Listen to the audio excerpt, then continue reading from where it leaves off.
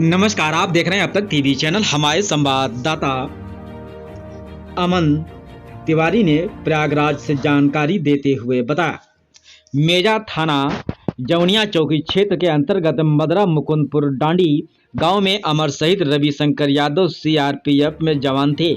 उनकी पत्नी 1998 में आतंकी हमले में शहीद हो गए थे। अमर शहीद रविशंकर यादव का आज 25वां शहादत दिवस मनाया गया।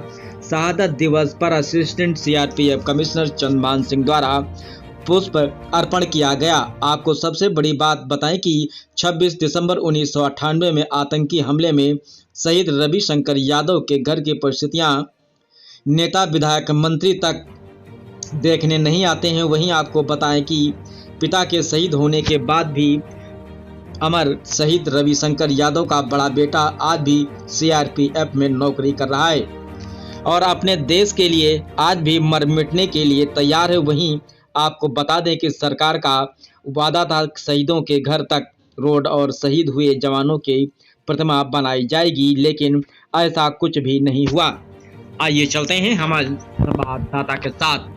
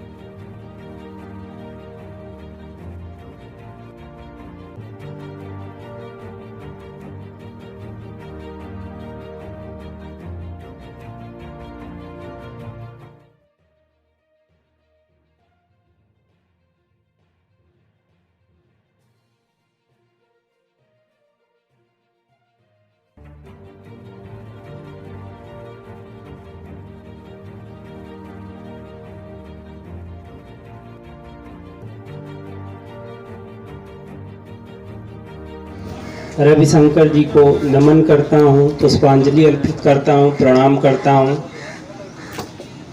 वीर शहीद की माता जी जो अभी भी हैं, मैं उनका भी चरण वंदन करता हूँ, प्रणाम करता हूँ कि उन्होंने देश के लिए एक लाल जन्मा और उसको हंसते हंसते देश पे निछावर किया। मैं उनकी धर्मपत्नी को नमन करता हूँ कि उनके जाने के बाद उन्होंने अपने परिवार को संभाला, संघर्ष किया, बच्चों को लायक बनाया। जो आज 25 वर्ष बाद भी हम ऐसा मंजर देख रहे हैं। लगातार 25 वर्षों से ये श्रद्धांजलि सभा का आयोजन हो रहा है। ये बहुत ही बड़ी बात है और एक लायक परिवार को दर्शाता है कि परिवार कितना, बच्चे कितने उनके लायक हैं, कितना उनका सम्मान है। आप सबको भी मैं प्रणाम करता हूँ। दुखद ये नहीं है कि हमारा जवान देश पे शहीद हुआ, उस पे हमें आज भी गर्व है, आगे भी गर्व रहेगा। और मैं सभी को बताता हूँ कि उस पे आंसू बहाने की ज़रूरत नहीं है। वो हमारा कर्म स्थल था, कर्म क्षेत्र था। हम अपने कर्म को करते हुए जो सर्वोत्तम, सर्वाधिक जो हम दे सकते थे वो हमने दिया है। दुख वो नहीं है, दुख ये है जो 25 साल बाद आज देखने को मिल रहा है।